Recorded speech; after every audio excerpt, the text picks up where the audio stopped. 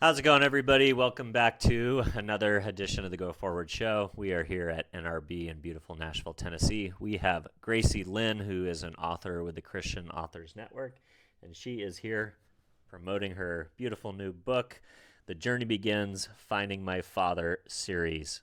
Gracie, thanks so much for coming on and chatting with us. Thank you so much for having me. So tell us about yourself and what was Oh, that burning desire that you had inside you to launch this most recent book? What was okay. going on? What was going on? Well, I've been writing since year 2000, Okay. which is when God put a calling on my life to become a Christian I writer. love it. At that time, I was a single mom working as a nurse. I had to continue to do that for the next 18 years Sure. until my children were, Empty nesters, yeah, as they yeah, say. yeah. Yeah. So I did that, but there was always this burning desire to be a Christian author. And I wrote my first book, The Shattered Vase, over the course of that 18 years, wrote 2 different manuscripts. The first one, God told Wow. me after 10 years I needed to 86 because he said it was too dark. Mm. And I thought, can't you tell me that earlier? But on the other hand, after 10 years, I realized that was me getting all my junk out. He Oh, allowed me interesting. Yeah, it's 10 almost like long a years. dumping out process. Yeah. Yeah. And then we started all over and started working on The Shattered Vase, which is my first award-winning novel. Congratulations. And that was about spiritual warfare fiction. And in the first book of that, The Broken Vase, so I renamed it and pulled it from that publisher, thank God, because the publisher was a scammer. But Yikes. in the first book, I had written a little story about a little boy that was looking for his father and climbing the mountain to find his father. And he found God at the top of the mountain. And he really wanted to find his earthly father because the earthly father had died. Uh, But God said, well, you can have your earthly father and stay here with us. Or you can go down on the other side of the mountain and help other people go up the mountain like you just came up. wow. And that story, although I 86 the book, that story was begging to be reborn. That was a kernel from the original. Yeah, Okay. yeah. That's awesome. So then I started this, and then God is just so amazing. He just put all kinds of things. I had a miscarriage. My first baby was a miscarriage. Sorry to hear. And the Lord was so amazing throughout that time period. I really mourned that first baby. She was my first child. Of course. And when my second child, who was my living daughter, got born, I told my mother when I first started bleeding in the miscarriage, I said, if God can take this baby, but he better have a place in heaven for her because I want to see her one of these days. And when my first living child, my daughter, was born, I heard a giggle. And I would go look at my daughter was sleeping. And I heard this giggle several times. I had natural birth, so I had no No drugs. and no Yeah. drugs. So this was not hallucinatory. Right. Sure. This was God showing my Wow. spirit that He had that baby girl, and it's just like the angels are tickling her. She was so happy that she had a sister that was born and that I could raise. And then, 23 years later, I was invited to heaven. I saw where she was at in heaven. It was filled with chocolate and pink. She loved pink. And she's beautiful, very much like my daughter, very gorgeous. And she was so excited. She was sitting up and down, bouncing up and down her love seat saying, I'm so excited. This is the day I'm going to get my white wings. Wow. And so I put that persona of a miscarried baby as an angel into this book That's amazing.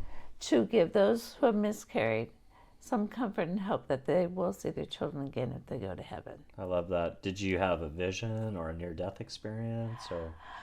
No, I just had a dream. Wow. Okay. And she came to me in a dream. Uh-huh. So yeah, That's so amazing. yeah, so and she's just so cute. She's so beautiful. She looks so much like my daughter. I call my daughter. I'm like, did you die? My daughter's like, no, mom, because I thought I just saw you in heaven. And I'm like, I'm on. And then I realized it was my first child, who I knew was a little girl. So love yeah, it. I just I felt love that. Yeah. So So go ahead. yeah, go ahead. No, I was gonna say, you've been writing for a while. Yeah.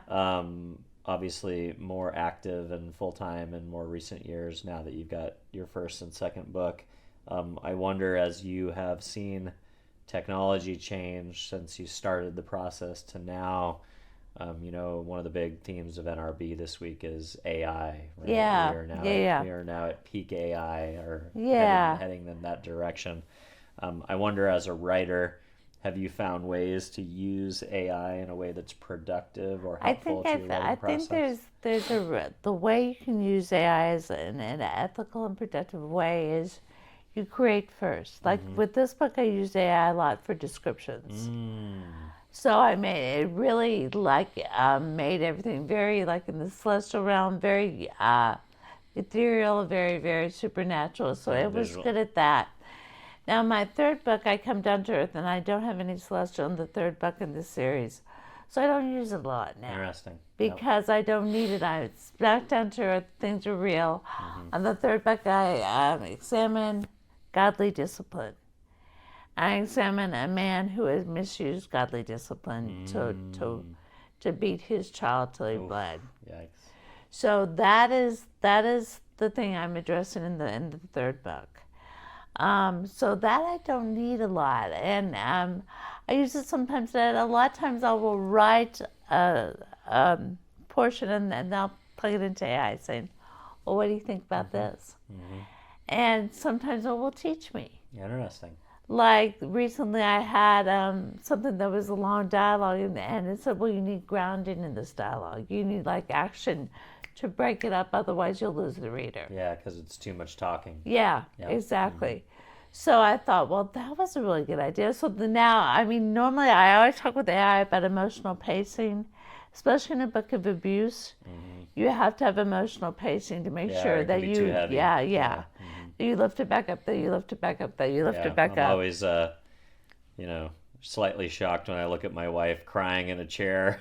I'm like, what's wrong with you? And she's reading a book. It can why do you do this to yourself? Well, even but they love it. Yeah, if it's a good story and it's a redeeming, there's no problem. Yeah. I mean, people should have emotion. People should. I think the greatest compliment to art is emotion. Well, yeah, and at the end of my second book, he's at the end of a dream where he demands to get out of the dream in order to save this little boy that's being beaten.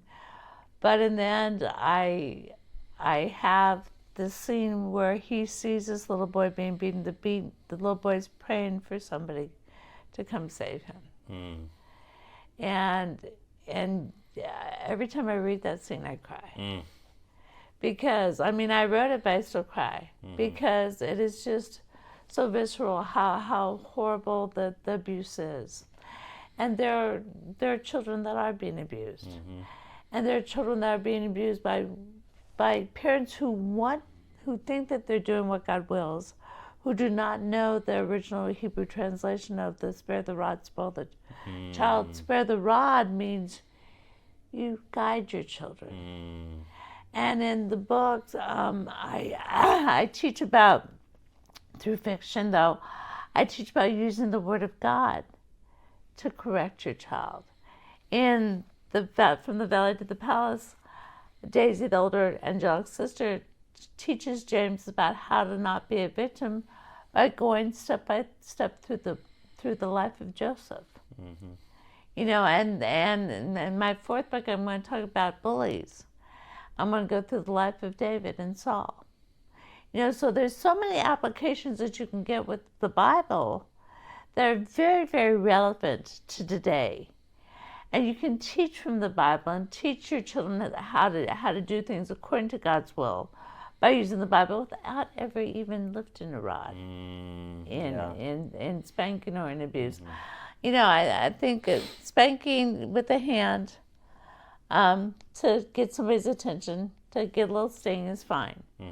But when you use a whip, whip is way out of line. When you have and this little boy had wounds on his back. Oof. So and the Word of God was really being misused in that home.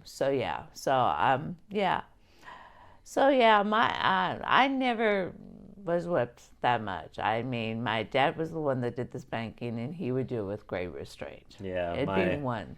My parents were more emotional discipliners. I know. My mom occasionally would go off the handle and chase me and throw a shampoo bottle at me or something like that. But I was pretty Yeah. fast, so I got out of there quick enough. I think in most instances. My mother could scream so much it was like having 10 whippings. My mother had a voice that could just make you just quake. Oh my So goodness. so she could really scream. So she was interesting. That's funny. Yeah. Well, thank you so much for sitting down and telling You're us a little bit welcome. about your work. If folks want to follow along or check out the book or connect with you, where would you like to send folks? Well, go to Amazon All right. and look under Gracie, Gracie space Lynne, and it's very important that you put it in exactly like that with the space, and with the then otherwise you'll pull up another author that I don't Interesting. believe is faith-based. Okay, well that's So good. Gracie space Lynn with an E. Good note there. We'll make sure and put it in the show notes so people can get Okay, that spelling. terrific. Thank you Appreciate so your time. much. Cheers.